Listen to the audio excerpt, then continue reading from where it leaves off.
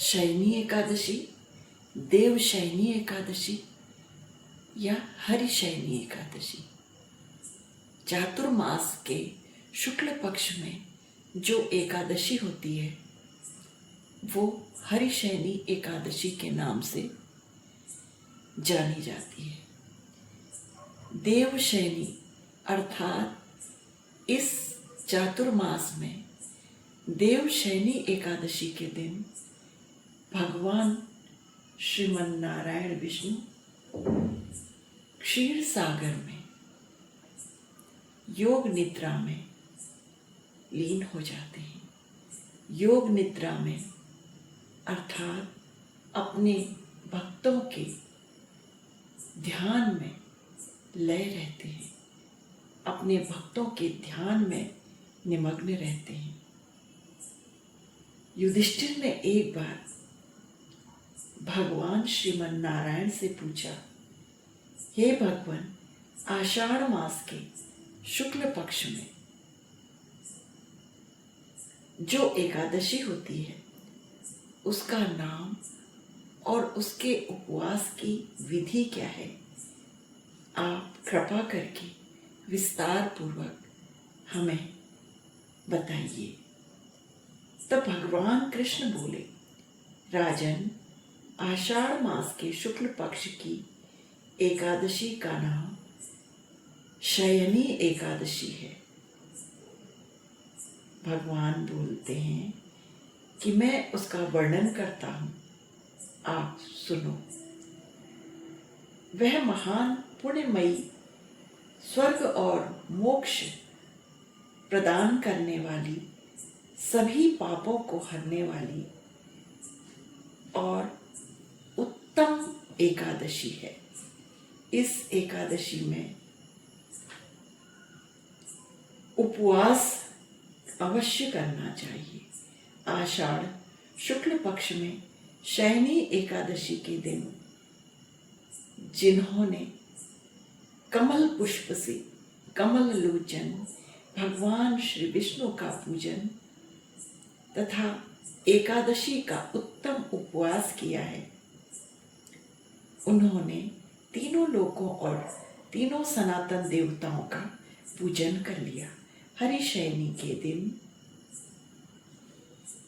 भगवान श्री कृष्ण कहते हैं, हरिशयनी के दिन मेरा एक स्वरूप राजा बलि के यहाँ रहता है और दूसरा क्षीर सागर में शेषनाग की शैया पर तब तक योग निद्रा में लीन रहता है जब तक आगामी कार्तिक मास की देव उठी एकादशी नहीं आ जाती।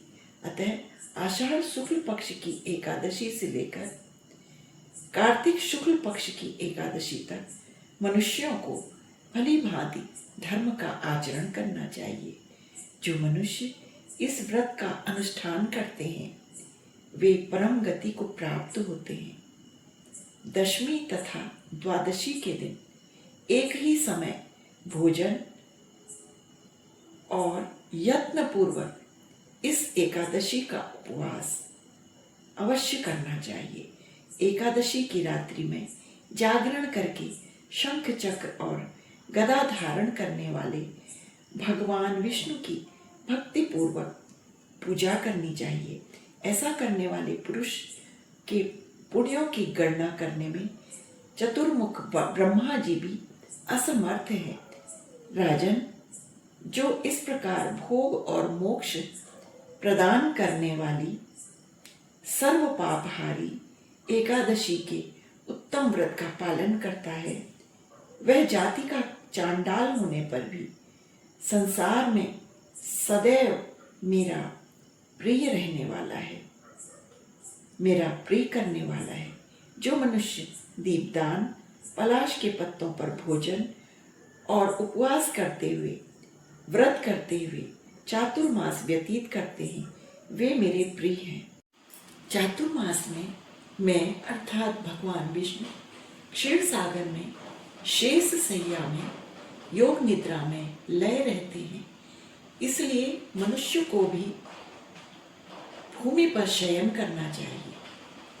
मनुष्यों को सावन में साग, भादों में दही, कुंवार में दूध, कार्तिक में दाल का त्याग कर देना चाहिए। जो मनुष्य चातुर्मास में कठोर ब्रह्मचर्य का पालन करते हैं वे परम गति को प्राप्त होते हैं। राजन, एकादशी के व्रत से ही मनुष्य सभी पापों से मुक्त हो जाते हैं।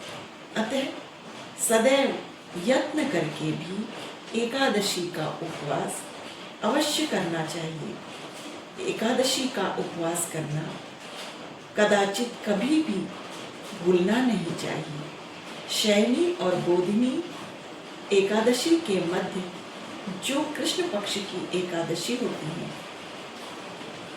उन्हें भी गृहस्थों को करना चाहिए। यत्न करके एकादशी शुक्ल पक्ष और कृष्ण पक्ष दोनों ही एकादशियों में भेद न मानते हुए सभी एकादशियों का व्रत करना चाहिए। ओम नमो भगवते वासुदेवाय। कृष्णाय नमः, गोविंदाय नमः, माधवाय नमः, केशवाय नमः, नारायणाय नमः, अच्युताय नमः, गोविंदाय नमः। ओम नमो भगवते वासुदेवाय। श्री लक्ष्मी श्री नारायणाय नमः। एकादशी के व्रत को करने से लक्ष्मी नारायण की विशेष कृपा मनुष्यों पर के लिए सुलभ हो जाती है। अतः यत्न करके मनुष्यों को एकादशी का उपवास कर लक्ष्मी नारायण की पूजा आराधना अवश्य करनी चाहिए। कमल नयन श्री विष्णु का कमल के पुष्पों से पूजन करना चाहिए।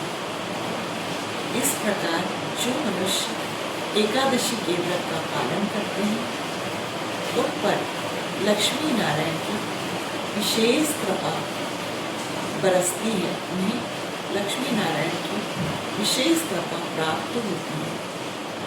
चातुर्मास की यह देवशयनी हरिशयनी एकादशी का उपवास यत्न करके मनुष्यों को अवश्य करना चाहिए।